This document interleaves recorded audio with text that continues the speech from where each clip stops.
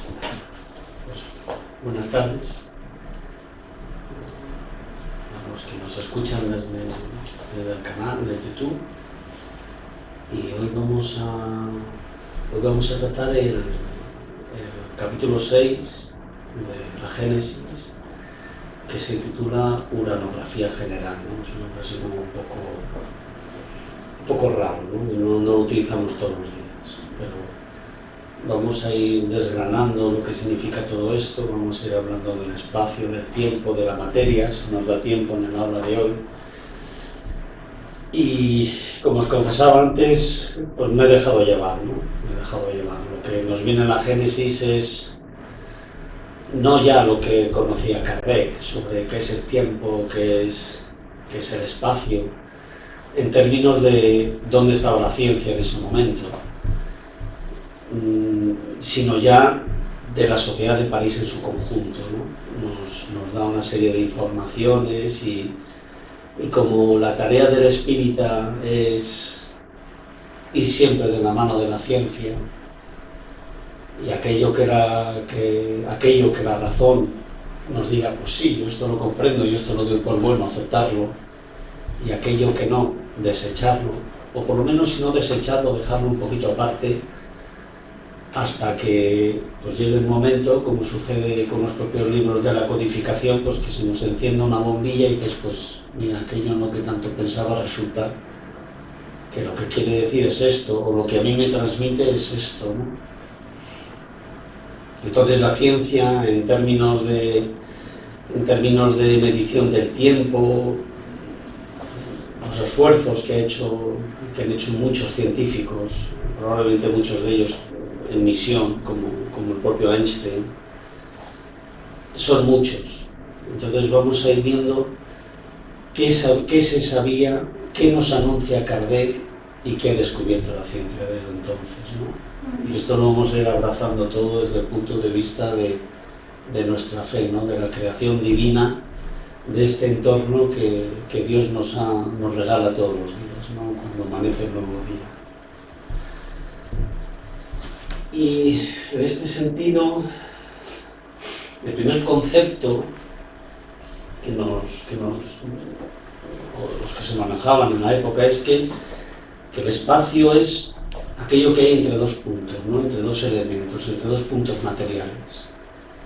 Pero claro, eso es una definición que se queda un poco coja, porque si no hay dos puntos materiales entre los cuales medirlo, no hay espacio, pues no. El espacio en realidad es un axioma. ¿Qué es un axioma? Pues un axioma es aquello que lo aprendemos desde pequeñitos, ¿no? Pues, ¿qué es un ser? Todo el mundo sabe lo que es un ser, pero define lo que es un ser, pues es muy difícil decirlo. ¿O qué es el amor? Pues todo el mundo sentimos amor, pero define el amor, pues no hay manera, ¿no? O sea, los axiomas son aquellos pilares sobre los que basamos el resto de nuestro conocimiento, pero que en realidad no sabemos expresar. Los hemos aprendido desde pequeños con miles de ejemplos, con miles de cosas. Están en nuestra cabeza, tenemos el concepto, pero es muy difícil saber qué es lo que son, o qué es lo que son, sí, pero explicarlo, ¿no?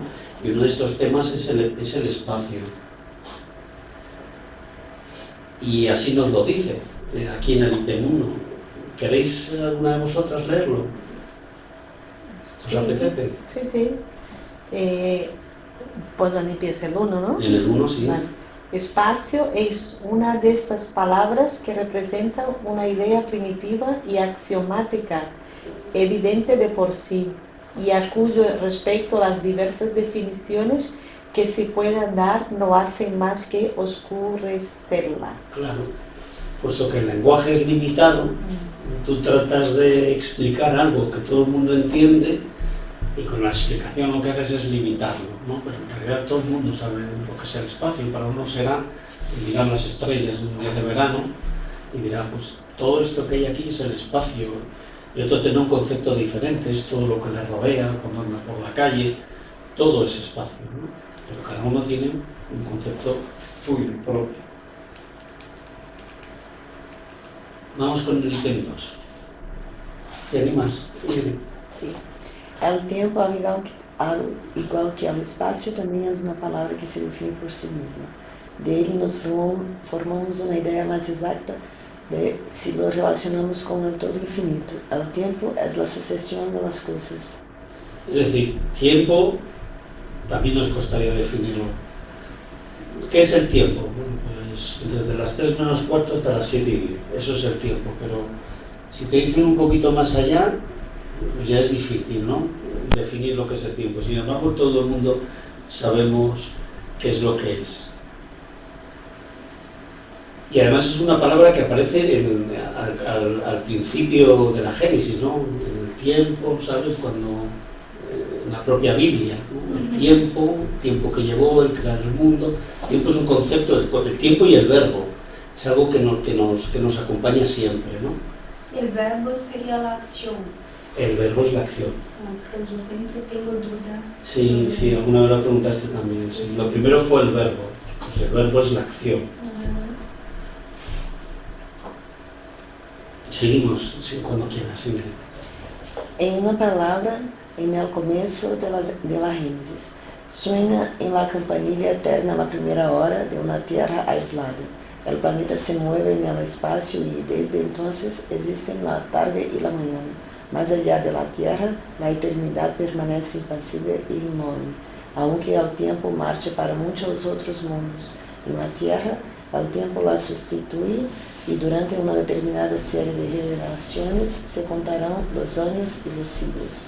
Esto que nos cuenta Kardec así de forma muy poética, lo vimos en las primeras aulas con los pilares de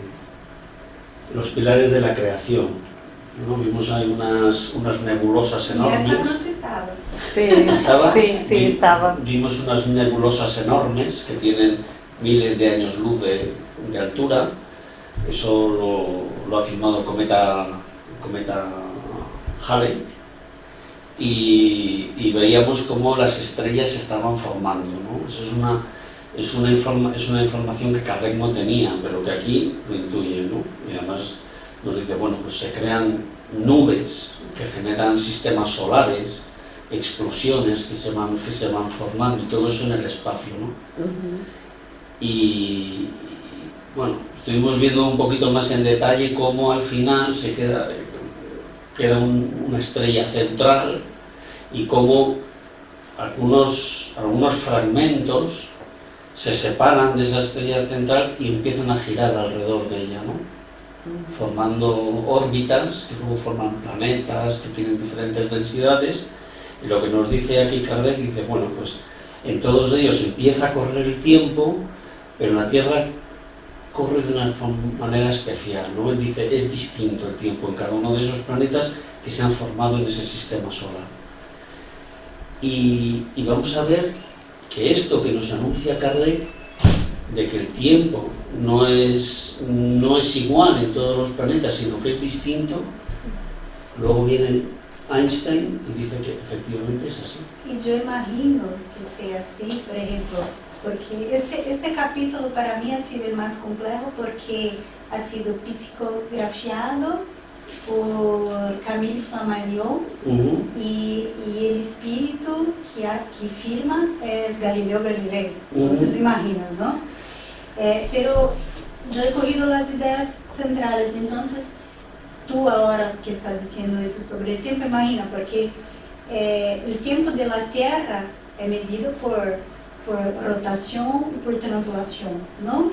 Ahora imagina, por ejemplo, en Júpiter o en Marte, el tiempo que lleva alrededor del Sol es distinto, entonces los ciclos ahí también son distintos, ¿no? Entonces solo por esta razón, ahí ya ve que hay tiempos distintos, por ejemplo, en cada planeta tiene su manera y su modo de medir el tiempo. No solamente eso, sino que si tú mides una hora en la Tierra, no es una hora en Júpiter. Sí, porque es más grande. Es más grande. La El tiempo Tierra, pasa más despacio. claro. Vamos a ver un pequeño vídeo. Vamos a ver un pequeño vídeo que es este. Lo paramos cuantas veces queráis. Esto es hasta el 5:21. Como lo anoté aquí. Del 38 al 5:21. ¿Qué es la teoría de la relatividad especial? La física clásica está basada en el supuesto de que las distancias y los intervalos de tiempo son absolutos. 1 metro y 1 segundo, por ejemplo, miden lo mismo independientemente de si se miden en reposo o en movimiento. Así. Es decir, 1 metro y 1 segundo siempre es 1 metro y 1 segundo. En eso se basa la ciencia. Y parece confirmarlo nuestra intuición y nuestra experiencia cotidiana. Pero Albert Einstein nos dice que no. Espacio y tiempo no son absolutos ni independientes entre ellos. Por allá de 1905, mientras trabajaba en una oficina de patentes, Einstein nos propone imaginarnos un tren. Imagina que corre a 100 kilómetros por hora. Si una persona dentro del tren, llamémosla María, lanza una pelota hacia adelante a una velocidad de, digamos, 20 kilómetros por hora, para un observador parado junto a las vías, llamémoslo Miguel, las velocidades se suman y vería que la pelota va a 120 kilómetros por hora. Si a un pasajero le pega la pelota, no tiene peligro de morir. Sentirá el pelotazo a solo 20 kilómetros por hora. Igual. Esto se entiende bien, ¿no? Sí. Una persona que está fuera ve la pelota a 120, porque el tren va a 100 y la pelota va a 20. Entonces la pelota va a 120. Sin embargo, el que recibe el pelotazo lo recibe a 20, porque va dentro del vagón.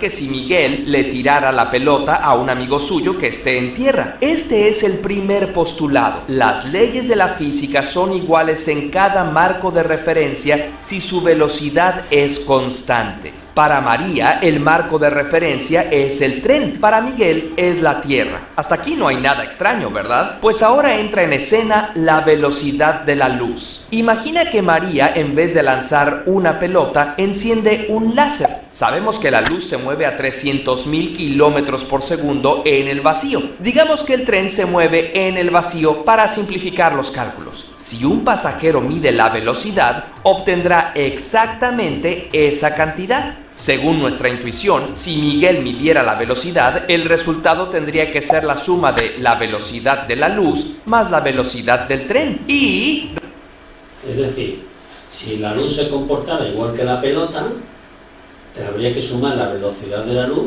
más la velocidad del tren.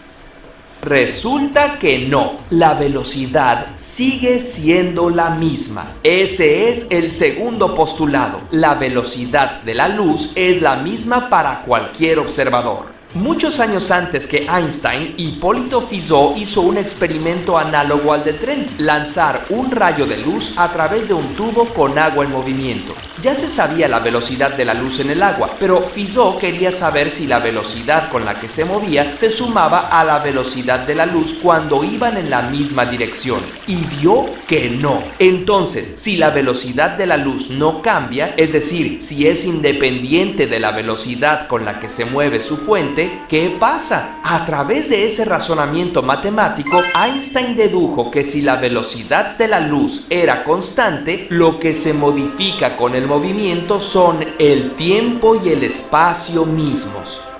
Es decir, que puesto que da igual que la luz la proyectes por un tubo de agua o un tubo vacío, o que ahí, como se ve en el vagón, proyectes una linterna de uno a otro, la velocidad, sea cual sea el medio de la luz, es siempre constante. Luego lo que se tiene que modificar es el espacio y el tiempo. Luego el tiempo no es absoluto, que es algo que nos dice Carle. El tiempo no es para todos el mismo, va variando. Por extraño que parezca, múltiples experimentos lo han demostrado. Por ejemplo, el efecto llamado aberración de la luz hace que una estrella se vea en una posición ligeramente diferente dependiendo de si el observador se acerca o se aleja de ella. Una de las consecuencias extrañas de esta teoría es la paradoja de los gemelos. Imagina que María y Miguel son gemelos y los dos tienen relojes ultra precisos que miden el tiempo haciendo rebotar un fotón en dos espejos. momentos. Los dos relojes están perfectamente sincronizados.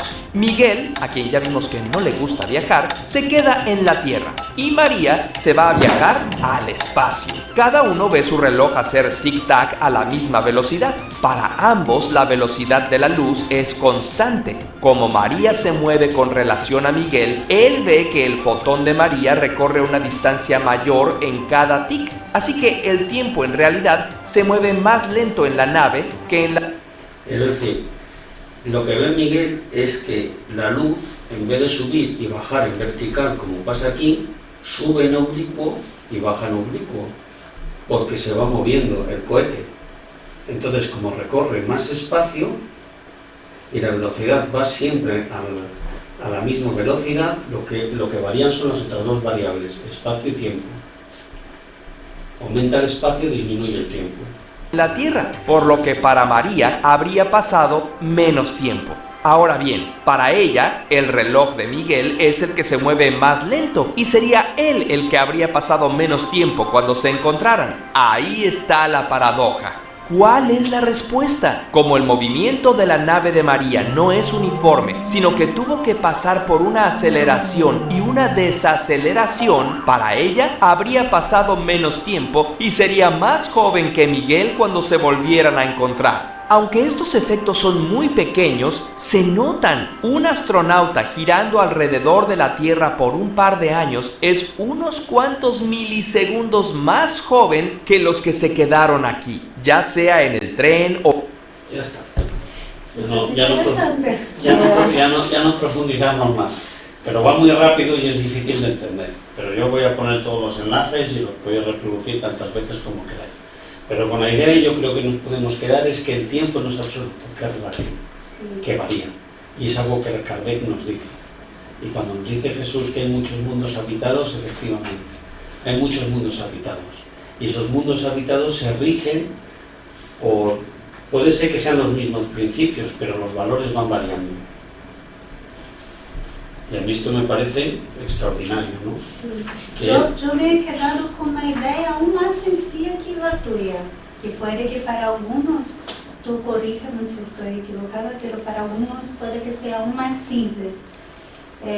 Yo he quedado con la idea de que el tiempo es una medida relativa, como tú has muy bien puesto ahí, de sucesión de cosas transitorias, que es lo que dice en mi libro, pero ¿por qué? Porque tenemos ahí la Tierra. Entonces, el tiempo es medido, ha dado el ejemplo en el libro, que el tiempo es medido del momento en que la Tierra surge hasta el momento que ella se va. Sí. Entonces, cuando ella deja de existir el tiempo. Claro, porque tu referencia Es la la Tierra. Tierra. Entonces, es relativo a la Tierra. Entonces ahí tenemos los ciclos, ahí tenemos la medida de horas, de días, ¿no? Y la eternidad no es susceptible de medida. Entonces, para la eternidad no existe comienzo, medio y fin. Todo es presente. Entonces, para mí la idea central es esta, que el tiempo es eterno. Pero relativo dependiendo para nosotros, ¿no? Humanos medimos porque tenemos esa necesidad de medición. Yo diría lo contrario. Yo diría que el tiempo es un concepto que manejamos nosotros, pero que en realidad el tiempo, si es relativo, puede ser cero. Y si el tiempo no es cero, si el tiempo pudiera llegar a ser cero, o si fuera cero, esa es la eternidad.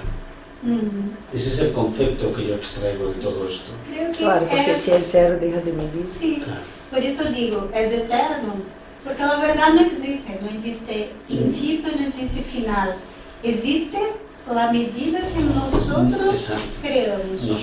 Nosotros, lo dice Kardec, nosotros necesitamos medirlo todo, Sí. ponerlo a todos nombre. Son las 2 y van a ser las 3. Es lunes o es martes. Nosotros medimos el tiempo y además el tiempo nos agobia. sobre todo a los espíritas, dicen, ¿no? ¿Y cuánto más tendré que estar en este purgatorio que es la tierra, ¿no? ¿Y cuánto tendré que sufrir? ¿Y qué me pasará? Y tal.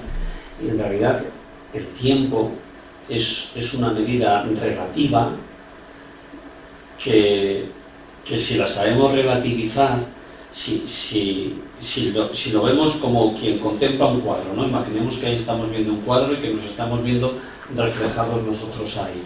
Pues si lo vemos como un espectador, en realidad todas esas preocupaciones y esos anhelos, que son legítimos, porque hablamos de personas a las que queremos, hablamos de nuestras inquietudes, de nuestros anhelos, Y nuestra materia tiene fin. Exacto, la materia. exacto, pero si lo vemos desde el punto de vista, imaginemos que fuéramos un espectador, que vemos nuestra propia vida y que conocemos cuál es nuestro destino, que es a lo que Kardec nos invita, ¿no? A que nosotros conocemos cuál es nuestro destino. Nuestro destino es ser espíritus puros. Y entre tanto, pues se procuran unos entornos, como tiene el químico un laboratorio, que tiene probetas, tiene elementos químicos, nos junta, hace ensayos, escribe, vuelve a hacer nuevos ensayos, y esos ensayos son las pruebas y las expiaciones a las que nosotros nos vemos sometidos.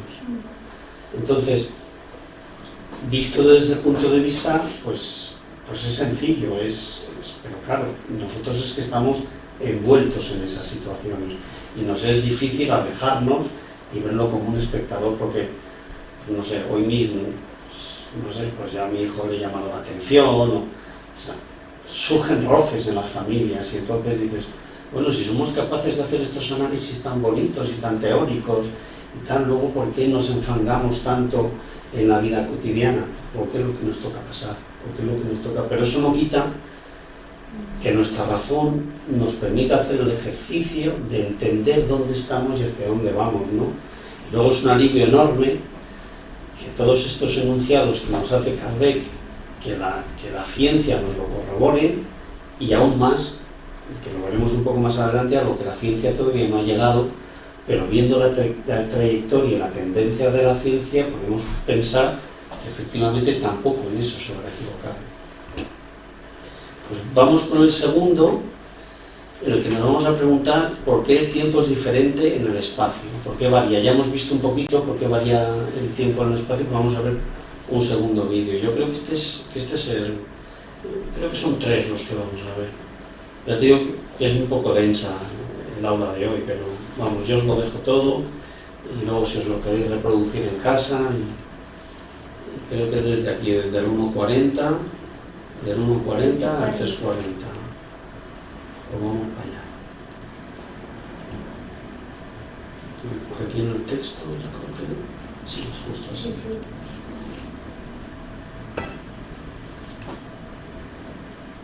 sí. De una manera más sencilla, imagina la gravedad como una fuerza que hunde esta tela llamada espacio-tiempo. Entre más grande sea la gravedad, más se deformará el tiempo.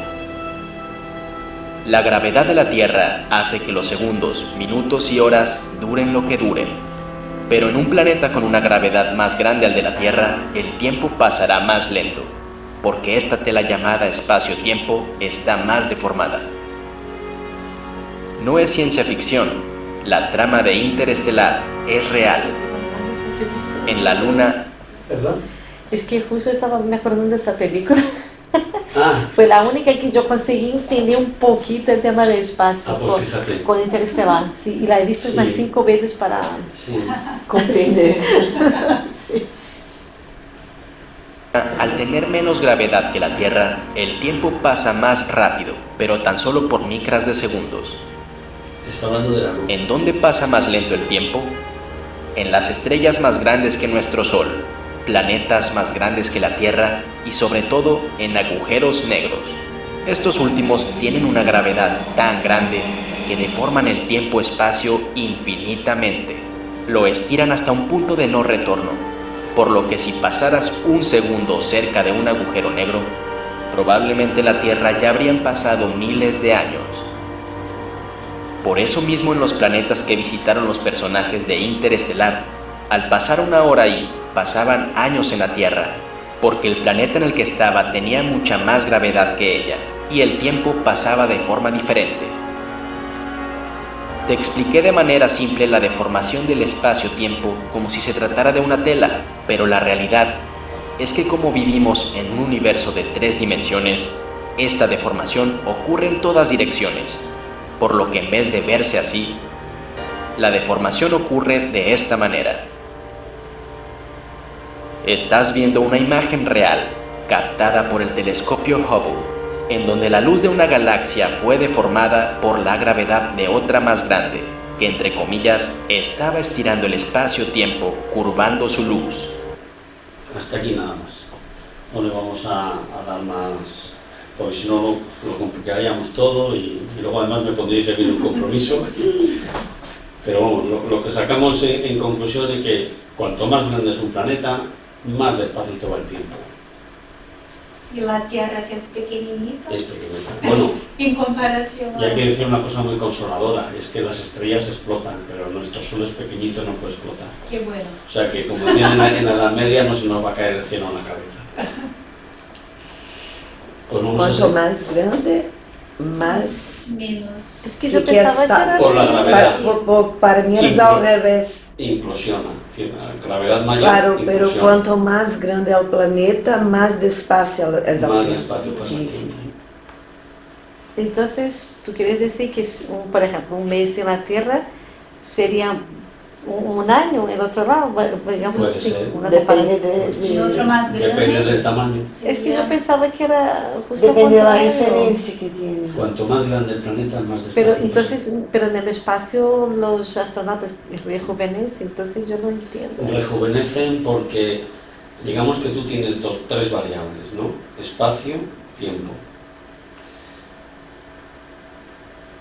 Puesto que la luz es constante y ellos se están moviendo, lo que se reduce es el tiempo.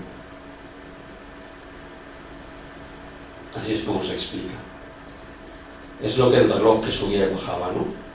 Recorre un espacio, pero si tú te mueves, tienes ese reloj que va haciendo tic-tac, tic-tac, tú lo ves y no sube en vertical y baja en vertical, sino que sube en oblicuo y baja en oblicuo, porque se está moviendo. No tarda más. Claro, no tarda lo mismo, pero recorre más espacio, y como recorre más espacio y la velocidad de la luz Se es vive constante, mais, pero lo hace en menos em ao tiempo. menos tempo, sim. Se vive mais tempo, mais espaço em menos tempo. Então, é como se viviera mais espaço, pero ao mesmo tempo que a ti, por exemplo, e por isso que se parece mais jovem. Te lo cuento otra vez. Es complejo eso. Tú tienes el tic-tac. No, porque se supone que allí ellos han pasado más tiempo que en la Tierra. ¿Tú has visto que Não, não é Es que mais, yo siempre he não, não, entendido así, é mais, eso. é passado darle em mucho ao calor para em ao entenderlo, mesmo tempo, Não, ha não. percorrido mais espaço. ¿Tú has visto que el Sí, astronauta sí, sí, ha sí. vuelto más joven? Sí. 0,02 segundos. Ha Sí. vuelto más joven. Después Sí. de 2 años y poco de ahí. Sí, sí, sí. Bueno, sí. Bueno, Mira, el reloj, sí. ¿no? Va haciendo tic-tac. Cada segundo hace tic-tac, tic-tac, tic-tac, ¿no? Y ahora coges el mismo reloj y lo montas en un avión. Y va haciendo tic-tac, tic-tac, tic-tac. Pero tú estás parado y ves el avión pasar. Entonces, tú, la luz, no la vas viendo en vertical, la vas viendo que hace así. Sí. Tac, tac. Va subiendo en oblicuo y bajando en oblicuo, porque se está moviendo. Luego recorre más espacio. La luz recoge más espacio porque tú lo estás viendo desde la Tierra. Como recorre más espacio y la velocidad es siempre la misma, lo está haciendo en menos tiempo. Claro. Por eso Ah, sí. pasa el tiempo Sí, más, es lo que más se despacio recoge para más ti. despacio, sí. Ellos son Y menos de tiempo, exactas, vale. nosotras somos de humanas. Sí, sí, yo soy de ¿Sabes? Ya te digo que estas cosas, lo bueno es que tenemos un montón de vídeos que tú te lo pones en uno que no lo entiendes, buscas otro. Y sí, y hay un montón de Es que sí. youtubers que te lo quieren explicar y ahora con los dibujos y hay un montón. Entonces podría ser que a lo mejor, eso he oído yo, una teoría por ahí, que a lo mejor las distancias no son exactamente estos millones y millones como pensamos. A ver, Porque si es Esto es- así, esto es En una- nuestra medida sí que son, porque nosotros sí Sí. definimos nuestras medidas de Sí. metros, centímetros, decímetros y todo eso. Y nuestras medidas sí son millones. pero no hay algo así parecido como un tetaedro, algo así. Bueno, Ahí, algo o eso ya parecido hay. sería Dicen una teoría, que no el sé. espacio es como una sábana y que la sábana tiene pliegues y que tú entre esos pliegues te puedes pasar de un lado a otro. ¿Sabes? Es como la sábana que tienes en el colchón. Bueno, eso ya perfecto. ¿Sabes? Y esa sábana tiene deformaciones. Entonces, si tú coges esa deformación de esa sábana, en vez de pasar por lo que es toda la tela, sales, es como si pasaras un alfiler por un lado y tras por el otro. Eso son teorías. De todas maneras, yo creo que las leyes de espacio, tiempo, son universales. Yo creo que no solamente están creadas para nuestro universo, sino que son universales para todos. Pero por supuesto que con medidas distintas. Sí. Exacto. Unidades Exacto. distintas. Es decir, por ejemplo, los infrarrojos y los ultravioletas. No los podemos ver, pero están ahí. Entonces tenemos en una revista espírita, tenemos dibujos lo puse en el grupo, Sí, he visto. los dibujos de una casa de Júpiter. Uhum. Pero nosotros en Júpiter no vemos nada. Luego serán unas frecuencias de ondas que nosotros no vemos. Pues la ciencia hasta ahí no ha llegado. Claro, y tenemos que ver que en distintos países tenemos distintas limitaciones también, físicas digo. Entonces, claro, aquí vivimos en 3 dimensiones. No sabemos los seres en otros países, otros planetas, perdona, qué tipo de limitación física puede ser más evoluidos que nosotros físicamente para, por ejemplo, ver cosas que hoy Sí. somos Nosotros no limitados podemos, por la sí, dimensión. sí. Incluso tiene más sentidos Claro. que nosotros que tenemos Sí. solo Bueno, se cinco habla ya, sentidos. la cuarta dimensión sería el tiempo. Pero bueno, Claro. es entrar en una serie de Sí, de sí. conceptos que... A mí lo que más me interesaba para esta clase o para este aula, es que viéramos que el tiempo no es absoluto, que es relativo. Que lo que nos dice Kardec, efectivamente, es así. Que la ciencia lo corrobora y que es así. Y que nosotros vivimos un año y que si estuviéramos en un planeta que fuera el doble de grande que este, y que como cada uno de nosotros vamos a una de esas moradas que nos dice Jesús, que es la adecuada, pues vamos a la que nos va correspondiendo. Y para empeorar, para Dios no existe ni espacio y ni tiempo. No, porque Él está en todas partes, como vimos en las primeras aulas. Entonces, vamos a seguir leyendo, creo que me parece que eres tú. Hay tantos mundos en la vasta extensión como tiempos diversos e incompatibles. Esto lo escribe Kardec. Y la ciencia no había dicho nada.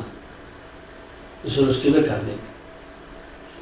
Dice que son incompatibles. Nosotros eso no lo sabemos si son incompatibles o no. Es decir, la ciencia no lo ha podido, pero que son diversos, sí. Eso ya nos lo ha dicho Einstein.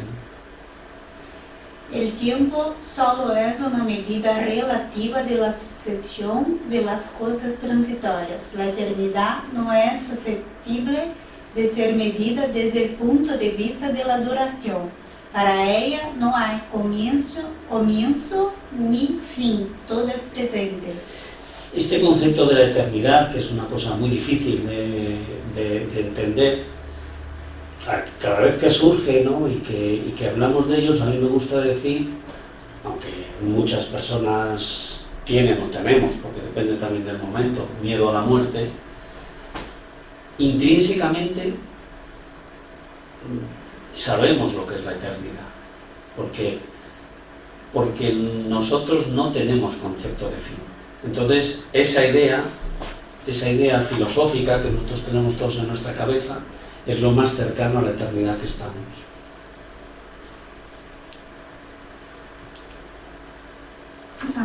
Y habla de cosas transitorias porque efectivamente, esto también nos lo dice la ciencia. Los sistemas solares desaparecen. O sea, yo no tengo muchísimo aprecio a mis coches viejos, pero sé que cuanto más apegado esté a ellos, peor. Me divierto mucho con ellos, y alguno pues tendrá un chalet fantástico con una piscina climatizada que la querrá un montón y no saldrá los fines de semana solo por disfrutar de la piscina, pero que aquello tiene los días contados. Todo. Si siglos y siglos son menos que un segundo en relación con la eternidad, ¿qué será de la duración de la vida humana? Esto es algo a la conclusión a la que llegaba hasta hace un momento. Es decir, nos preocupamos que si la vida humana, que si vivimos 80, que si 85, que si 40, que si tal, que si hemos tenido un accidente, que sabemos que vamos a reencarnar y que esto es una sucesión de pruebas. Veíamos el otro día, la aula del otro día era fantástica, ¿no? Cuando hablábamos del purgatorio, que nos decía Carla que el purgatorio es este, porque aquí es donde pasamos las penas, porque aquí es donde pasamos las pruebas, porque aquí es donde pasamos las expiaciones. Y los otros purgatorios pues afinamos y nos vamos, pues no sé, a sitios que pueden ser pues muy bonitos o muy feos, pero en realidad el entorno que nos han creado para que nosotros progresemos es este. Si nosotros nos queremos imaginar uno peor, pues allá cada uno, ¿no? Que yo también lo hago, que tengo sueños que digo, madre mía, eso lo he pasado fatal, ¿no? Y otros días, pues que no. Ya que los siglos están fuera de la vida etérea del alma, en la realidad nuestra alma no cuenta un solo día más. Extraordinario. Nuestro alma no tiene días. Nuestro alma es Eterno. Tiene punto de comienzo, pues somos creados por Dios, pero No tiene fin. no tiene días. Y si imaginásemos que viviremos durante una sucesión prodigiosa de períodos, cuando llegásemos al término, el inconcebible cúmulo de siglos que pesaría sobre nuestras cabezas sería como si no existiese, pues delante de nosotros estaría siempre toda la eternidad. Y esto es profundamente consolador, ¿no? Que es el sentido último de nuestra creencia, que es consolador, que trae consuelo, ¿no? Que enjuga las lágrimas de las personas, los miedos, ¿no? Las angustias. Esto es tremendamente consolador. O sea, tienes la eternidad por delante. No te agobies, como decía Jesucristo, cada día tiene su propio afán, cada día tiene su propia lucha, su propia conquista. Aunque sufrimos muchas veces por una piedra que tenemos aquí o por algo que los que son más materialistas cuando pierden algo, pero al final esto del espiritismo es para mí el más de lo más que sabemos que... Es una maravilla. No sé si habremos llegado aquí lucubrar sobre por qué estamos hoy aquí y estamos estudiando esto. Yo tiendo a pensar porque lo necesito, pero ¿por qué lo necesito? Yo pienso, ¿no? Y cada uno hará su examen interno, ¿no? Yo creo que para evitarme sufrimientos, ¿no? Yo creo que soy una persona que he sufrido mucho en el pasado, pero es mi situación. Cada uno en su fuero interno hará su análisis y dirá, pues sí, a mí me alivia, pero yo creo que es para que me ayude a crecer. Pero yo pienso que yo he sufrido mucho, que lo he pasado muy mal por tener ideas preconcebidas de cómo debía ser todo, ¿no? Pero tú hablas del pasado tuyo de ahora, de mi pasado, o de una vida anterior. Y de vidas anteriores, de otras desencarnaciones, de otras angustias, de otros umbrales, ¿no? De otros purgatorios. Porque tiene mucha inquietud dentro de tu conciencia. Sí, no sé, cada uno nos conocemos un poquito, ¿no? Entonces yo cuando me examino a mí mismo, yo pienso que he sido una persona que he sufrido mucho, ¿no? O sea, que lo he pasado muy mal en el pasado. No sé, por mi tozudez de pensar que las cosas deberían haber sido de una forma diferente. Y no es porque, como nos relata André Luis, que narra creo que es un obispo, ¿no? Que cuando desencarna él piensa que las cosas tienen que estar de una forma determinada, estar a la derecha de Dios Padre, tal, que es lo que él ha vivido toda su vida y a lo que ha entregado toda su encarnación, ¿no? No sé si habrá llegado a ese extremo, pero sí que lo he debido pasar muy mal por no encontrar una orientación, un punto de luz, por no encontrar una guía, un saber dónde moverte, pero luego ya con independencia te mueves o no, ¿no? Pero por lo menos saber cuál es la orientación y el camino. Pues ya estamos en el 3. Ahora te toca, ¿no? ¿A mí? É. 3. A primera vista nada parece tan profundamente variado ni tan esencialmente distinto como las diversas sustancias que componen el mundo.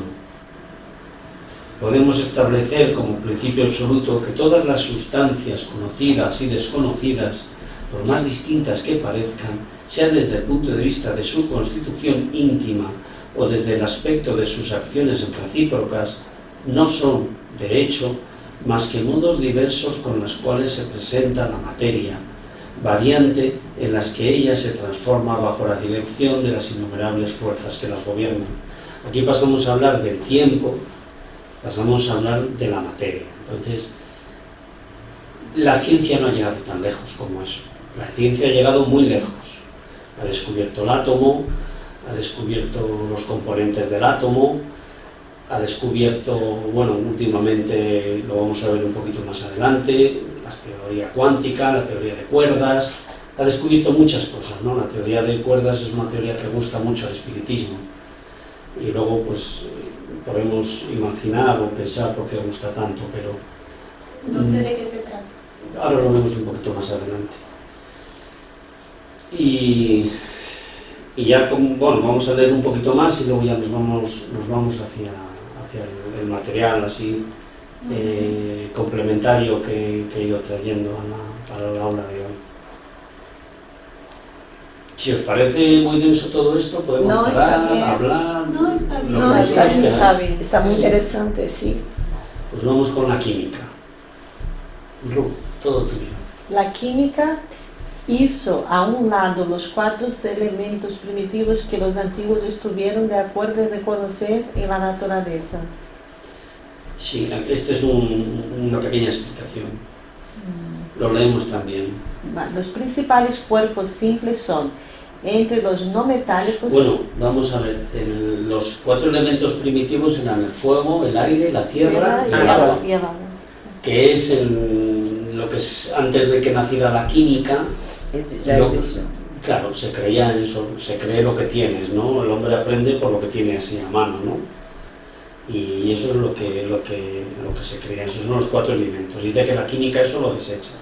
Y ahora aquí lo que nos habla en este pie de página es de los elementos que ya se conocían. O sea, por un lado nos dice Calvet, esencialmente todos los elementos que hay, todos, están formados de lo mismo, ¿no? Y nos dice, y los que conocemos son estos.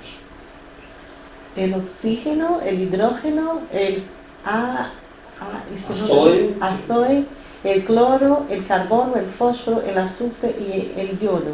Y entre los cuerpos metálicos, el oro, la plata, el platino, el mercurio, el plomo, el estaño, el zinc, el hierro, el cobre, el arsénico, el sodio, el potasio, el calcio, el aluminio y etc.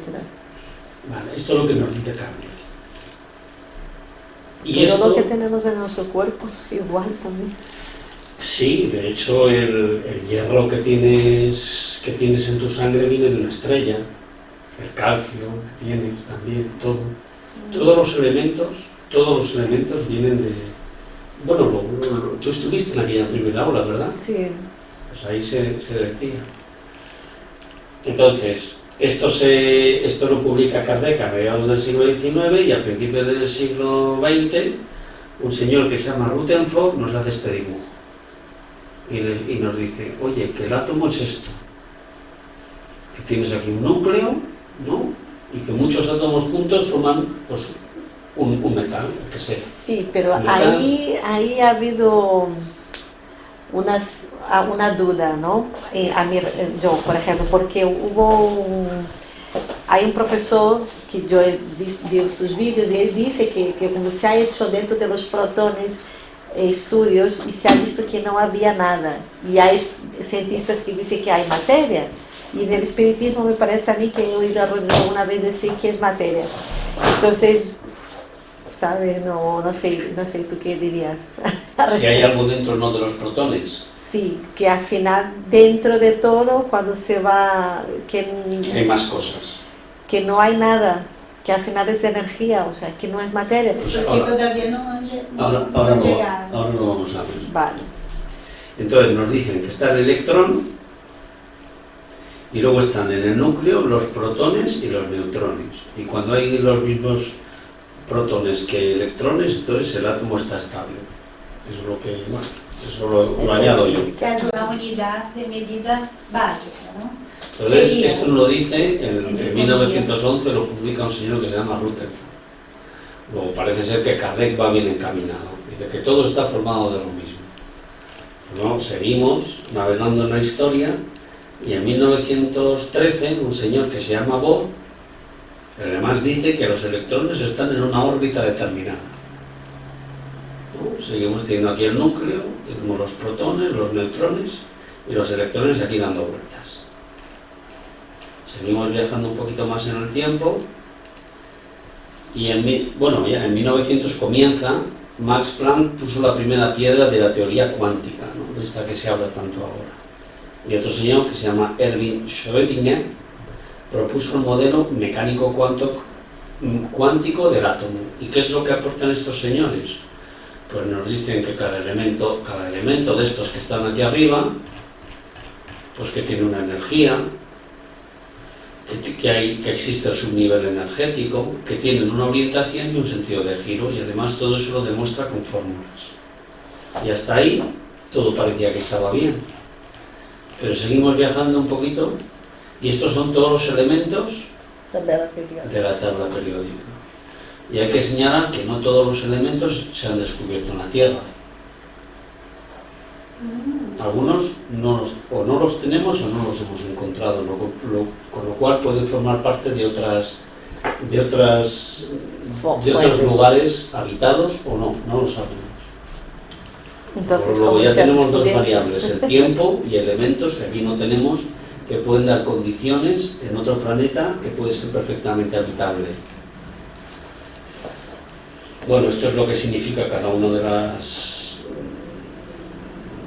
A la hora de representarlos, lo que significa cada uno de los numeritos, ¿no? Pero tampoco no nos vamos a quedar aquí, sino que vamos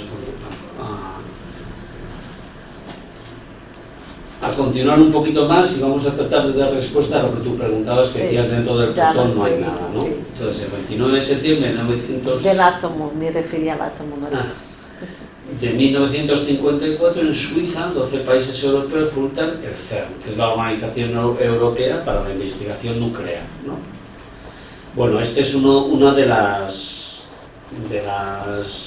los descubrimientos que salieron en la tele hace poquito, que la llamaron la partícula de Dios, ¿no? Que fue algo que se enunció teóricamente y que por medio de aceleración la encontraron, ¿no? O sea, la partícula de Dios o bosón de Higgs es quizá el descubrimiento más famoso del CERN y fue posible gracias al gran colisionador de hadrones.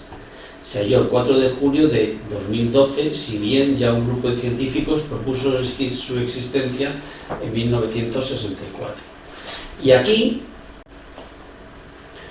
vemos algunos de los elementos que se subdividirían o que se subdividen de todos aquellos electrones, protones, neutrones que hemos visto antes, ¿no? Que son partículas todavía subatómicas, más pequeñas. De momento se conocen todas estas.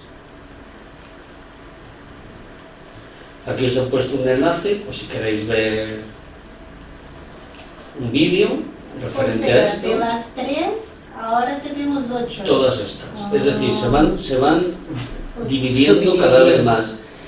Y donde no ha llegado la ciencia todavía es que al final habrá un elemento común.